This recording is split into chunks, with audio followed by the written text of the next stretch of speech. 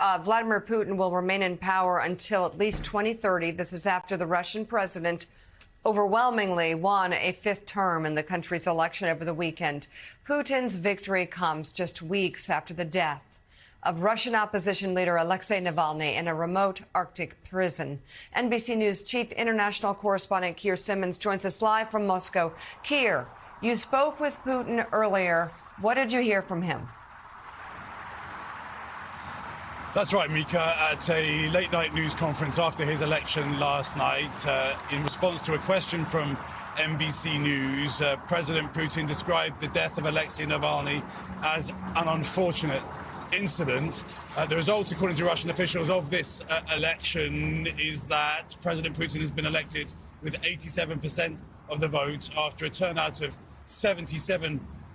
Those are historic numbers, and they are going to be questioned by many Russia watchers and critics from around the world. After a weekend of protests where we saw arson attacks on polling stations dropped into ballot boxes, and even drone attacks blamed on the Ukrainians, the election still went ahead, despite the fact that opposition politicians like Boris Nadezhdin, who's against the war in Ukraine, were not allowed to stand. NBC News was the first international news organization to question President Putin after those election results. Take a listen. Mr. President, journalist Evan Gershkovich spent this election in prison. Boris Nadezhdin, who opposes your war in Ukraine, wasn't allowed to stand against you. And Alexei Navalny died in one of your prisons during your campaign. Mr. President, is this what you call democracy? Что касается господина Навального, да, он ушел из жизни, это всегда печальное событие. Но у нас и были другие случаи, когда люди в местах лишения свободы уходили из жизни. А разве в Соединенных Штатах такого не бывало? Бывало и неоднократно. Наверное, активнее работать со своими сторонниками, не допускать ошибок. Кстати говоря, вот я вам скажу, это будет так неожиданно. За несколько дней до ухода господина Навального из жизни мне некоторые коллеги сказали, и не сотрудники администрации, некоторые там люди сказали, что есть идея обменять господина Навального на некоторых людей, которые находятся в местах лишения свободы в западных странах. Вы можете мне поверить, можете нет. Человек, который со мной говорил, еще фразу не закончил. Я сказал, я согласен. Но, к сожалению, вот случилось то, что случилось. Но только при одном условии сказал, что мы его поменяем, чтобы он не возвращался, пускай там сидит. Вот и все. Но это случается. Ничего здесь с этим не поделаешь. Тоже настаивал. And after that news conference in which President Putin did make news in that answer by apparently confirming reports that he had agreed to some kind of a deal where Alexei Navalny would be released from prison, while not explaining how, just days later, according to his account, Alexei Navalny ended up dead. Alexei Navalny's wife yesterday took part in protests in Berlin, and after that news conference, I got to the Kremlin spokesman, Dmitry Peskov, to ask him about Yulia Navalny's call for global leaders not to recognize this election. Take a listen. What do you say to leaders around the world who won't believe this election, who won't believe the results that you're announcing tonight? Well, listen, actually, around 87% after 24 years in power.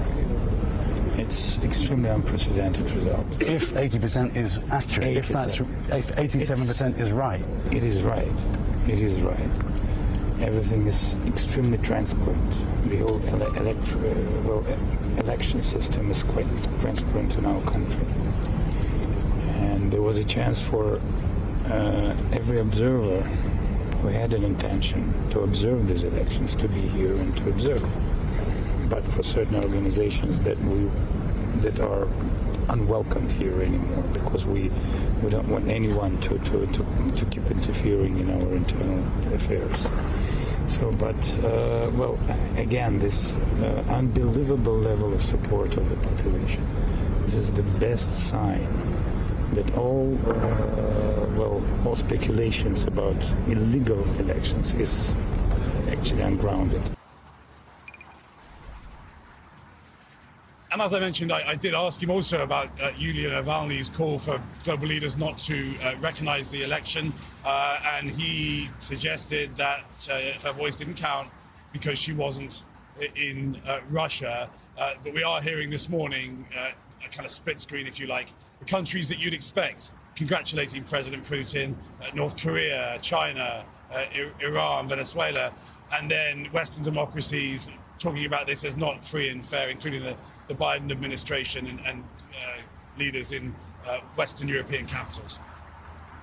Yeah, well, of course, Donald Trump's not president of the United States, so of course the United States didn't congratulate him as he used to congratulate other people that would have these sort of rigged elections. Let me ask you, Keir, a quick question. That was fascinating. Yeah, just absolutely fascinating.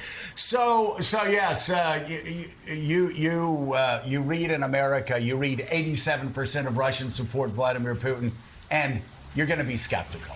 And it's going to be like a rigged election, and of course he keeps a lot of his competitors out, either by sending them to jail or in other ways, killing some. That said, can you explain to Americans that Vladimir Putin right now is fairly popular by historic standards in Russia? Of course, this is a country that has also turned back to sort of the hero worshipping of Joseph Stalin. So a guy who killed 20 to 30 million Russians and Ukrainians. So this is not anything to laud him for, but just explaining that there are quite a lot of Russians who support the direction he's taking the country.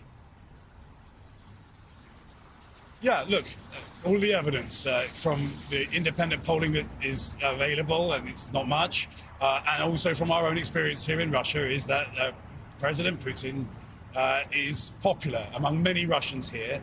And on the other hand, this was a staged, managed election in which candidates weren't allowed to run, as I mentioned, including Boris Nadezhdin, who we caught up with yesterday, who signed his initials into the ballot paper.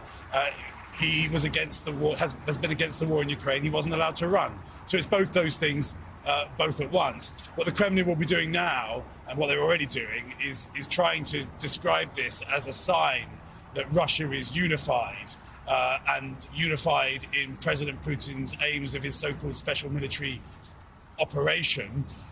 The reality, I think, is that there are lots of Russians that would like to see negotiations, but they don't want, according to, again, the best that we can see, they don't want those negotiations to look like a capitulation. They want those negotiations to be on Russia's terms.